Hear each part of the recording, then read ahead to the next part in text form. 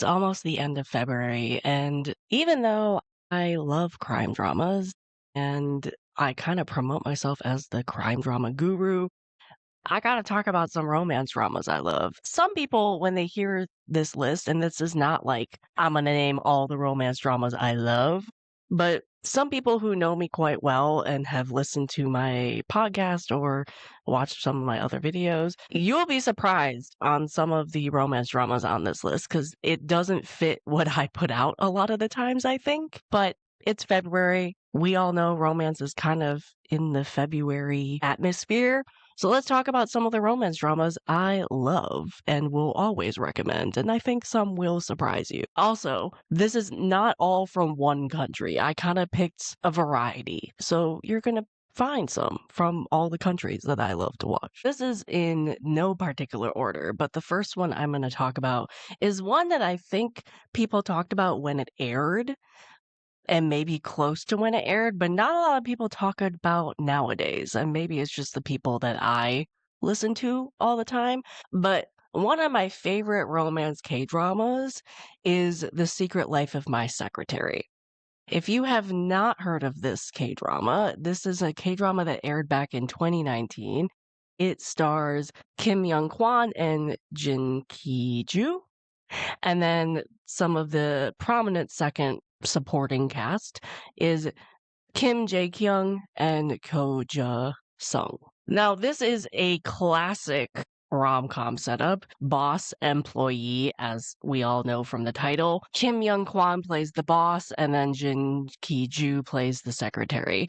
And Kim Young Kwan is boss that relies on his secretary, and his secretary is a hot-tempered girl. And although she does everything he instructs her to do, she does not hold back in her inner monologue on criticizing this guy. If you are looking for a classic rom-com setup, I would say check this one out. Their chemistry together, and what they have to deal with together is comedy gold, chemistry gold.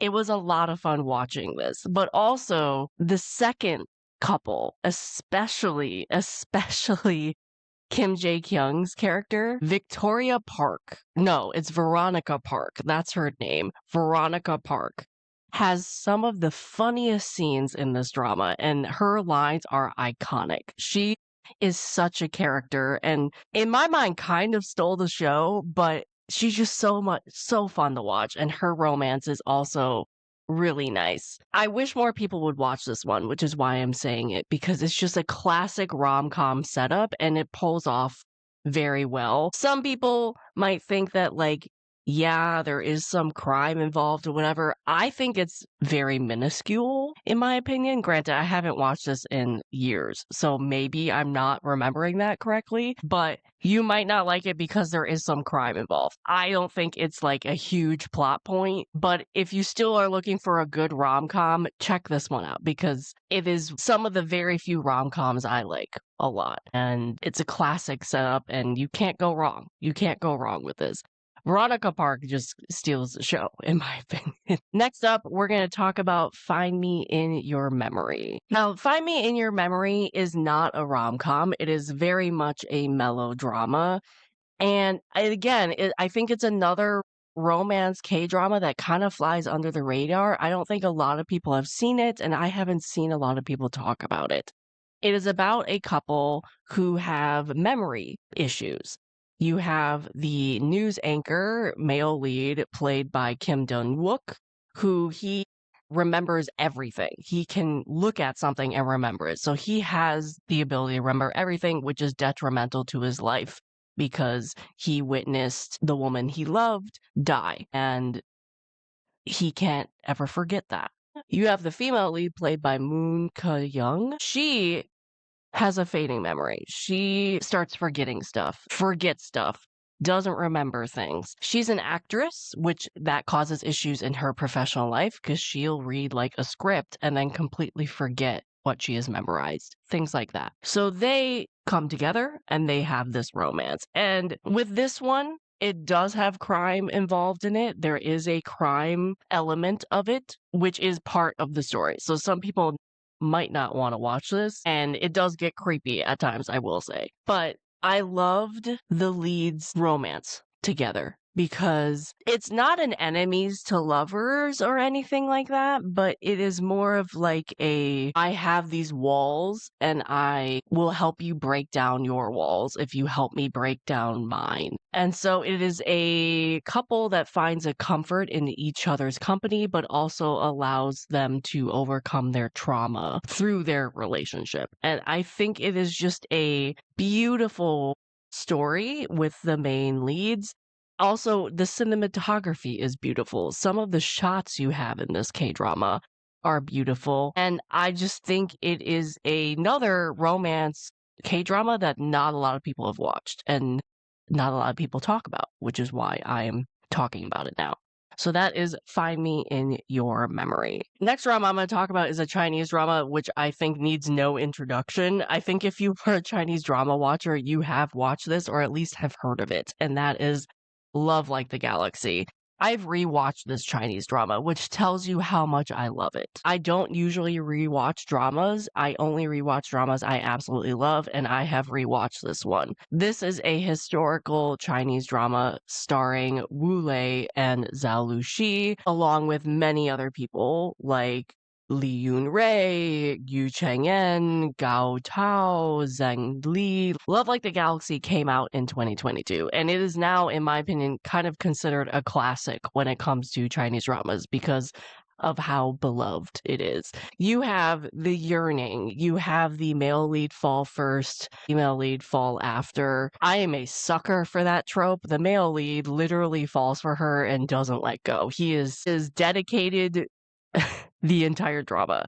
It takes her a little more time to understand that relationship and fall in love with him. It is a slow burn romance with a push and pull element that you just are dying for by the end. Also, it takes forever for the male lead and the female lead to meet up in the first place. You have a lot of tropes here that are going to make this drama romantic, make this drama kind of I need to keep watching even though it's 4 in the morning. I'm going to click another episode. You have fight scenes, you have rescue scenes, you have second male leads and second female leads who are making their lives difficult. You have epic love confections. You basically have everything in this drama that a romance C-drama lover would need.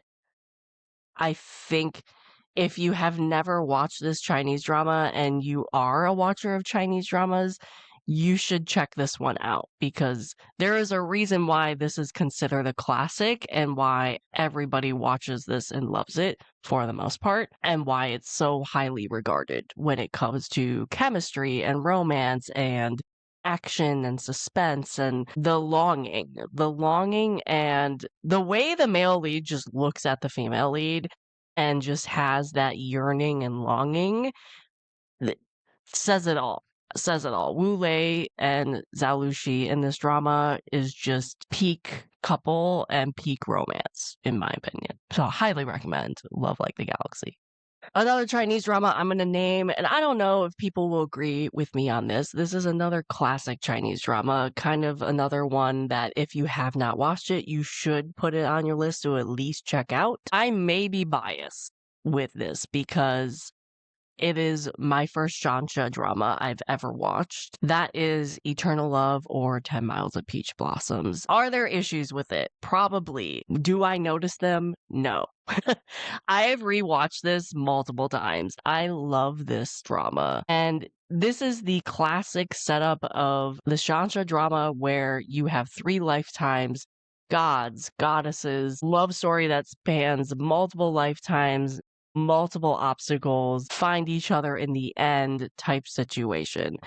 It is the iconic example that you think of when it comes to Shansha 3 Lives romance C-dramas.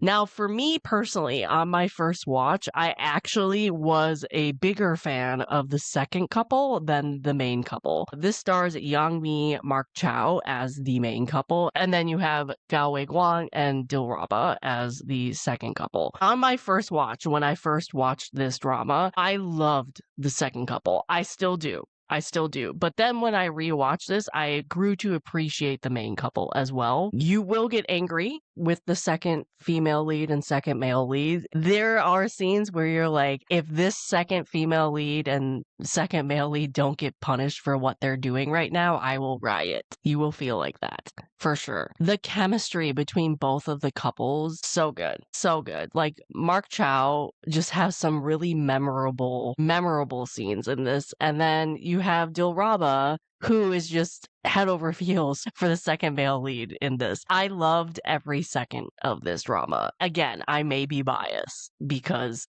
this was my first Shansha. This introduced me to the genre and to how much angst this genre could have. It has angst. If you are an angst lover, you will love this drama. So that is a romance drama I will always recommend when it comes to Chinese dramas. Moving on, we're going to go to Japanese dramas now. Hey Sensei, Don't You Know? This was very popular when it was airing, and it is a very low angst romance drama. If you're looking for something that is a quick watch, you kind of can tell what's going to happen by the end, no angst whatsoever, you should check out Hey Sensei, Don't You Know? This stars Baba Fumika and Akaso Eiji. I hope I'm pronouncing that right. You might know Akaso from Cherry Magic, for example. It is about a woman who is a manga writer, and she may write manga love stories and have a lot of fans, but she has never experienced romance in her actual life. And her editor keeps telling her to go experience a romance. And she decides to change her appearance one day and attempt to date.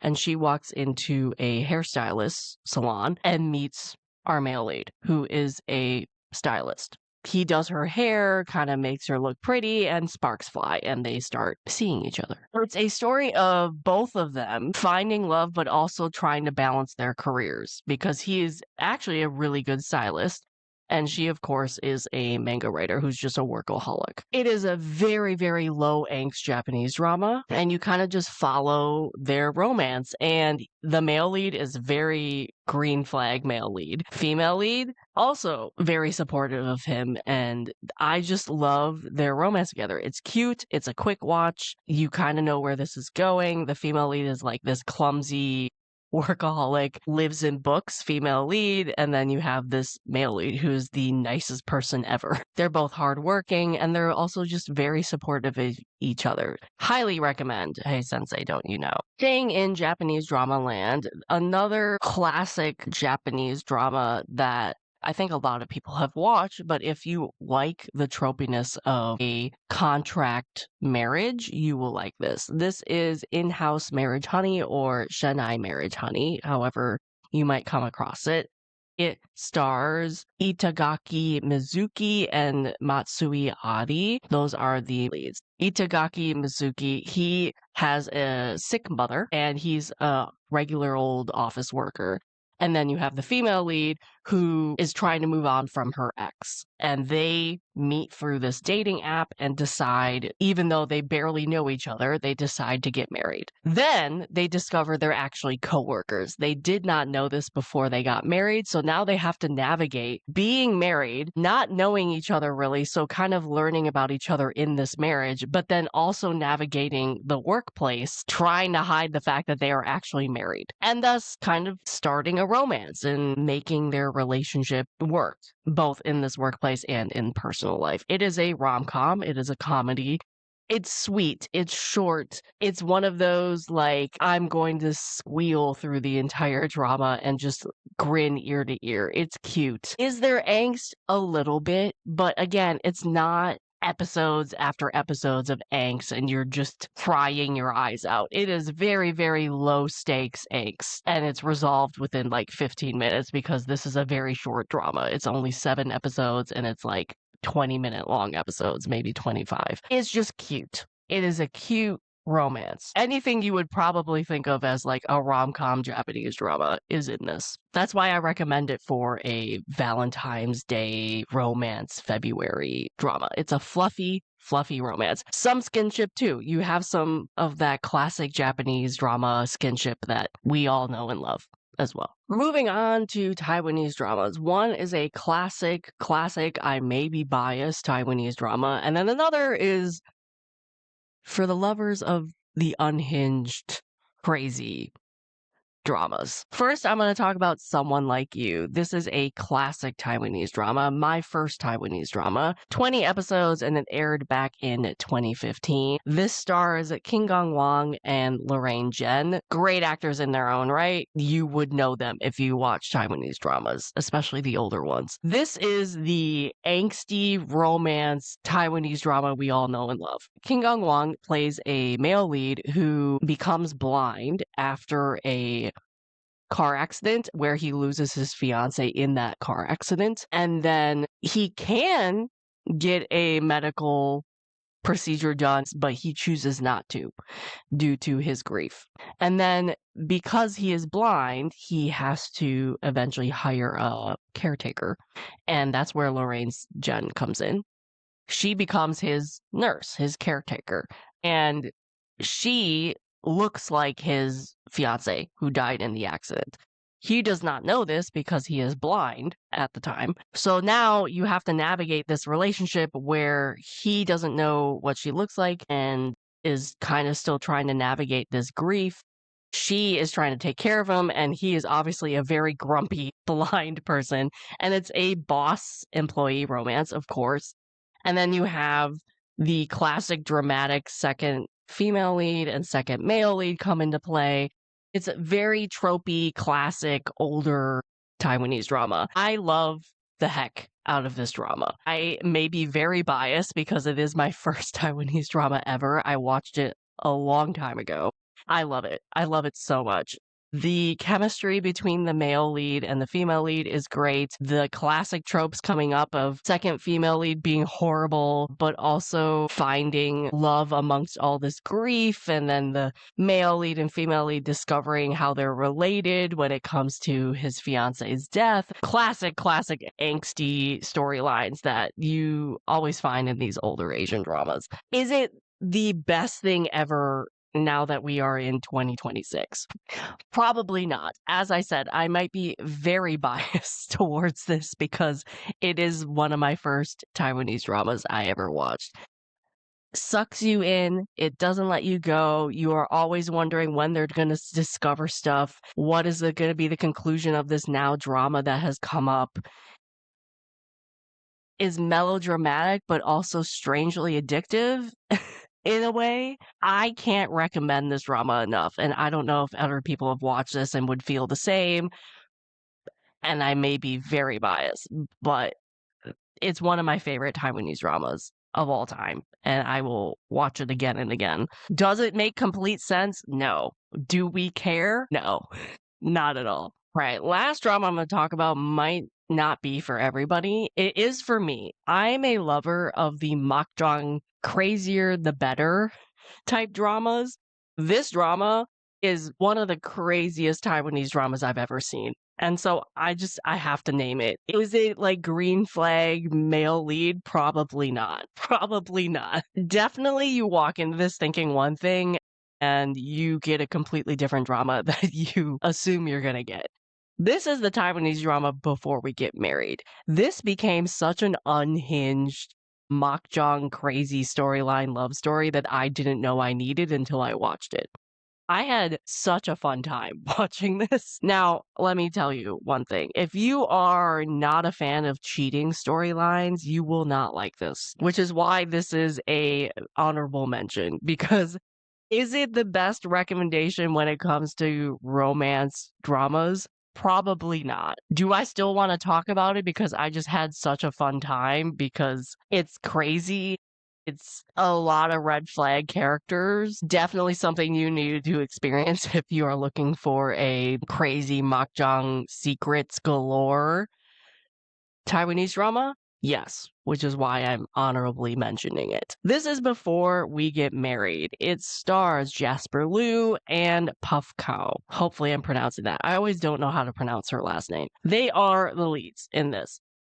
Puff Cow is about to be married to her fiance, and then we have the male lead who has been dating his girlfriend of 10 something years, and his girlfriend is hoping to also get married. The problem is the female lead is wanting to get married, the male lead has this long-term girlfriend, and they start having feelings for each other through various interactions that they have. And despite them trying to keep it as platonic as possible, they eventually aren't platonic anymore. And it becomes so much more dramatic than you possibly can think of. I was like, oh my God, this is becoming a makjang crazy. You have no idea how crazy these partners will get when they discover that the male lead and the female lead are cheating, essentially. It's a roller coaster of a story, and it does not let you go from beginning to end. It definitely has a trigger warning when it becomes to violence and things like that, because it's unhinged at times, especially towards the end. It is very unhinged at times. I absolutely love the ride, even though it's really unhinged and probably not the romance drama you want to be recommended for a Valentine's Day romance video.